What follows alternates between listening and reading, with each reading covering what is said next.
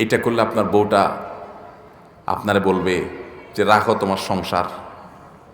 আশেপাশে সবাই কত লাল হয়ে যাচ্ছে, নীল হয়ে যাচ্ছে, কালারফুল জীবন যাপন করছে, আর তুমি কি মিয়া 10,000 টাকা বেতন পাও, এটা দিয়া খয়রাত আনো?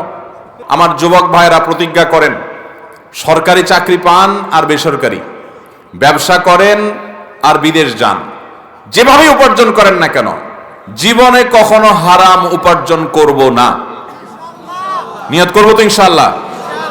এই জন্য সাহস লাগে। কিন্তু মুশকিল হলো কি জানেন, এটা বড় কঠিন কাজ। কেন কঠিন বলেন তো? এটা করলে আপনার বউটা আপনারে বলবে যে রাখো তোমার সংসার।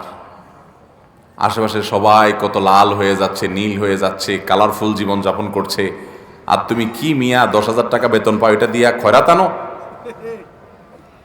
দেখবেন বউটাও খুব একটা রাজি না। আরে বউ তো অনেক পরের কথা, নিজের জন্মদাতা বাপটা দেখবেন খুশি না। গর্ভধারণ করছে যে মা, সে মাও দেখবেন বলবে বাবা এরকম করলে কি চলে, একটু একটু অত ইসলামকে মেনে পারা যায়? বলবে কি বলবে না? এই জন্য গোটা পরিবারকে ইসলামের উপর উঠাতে হবে।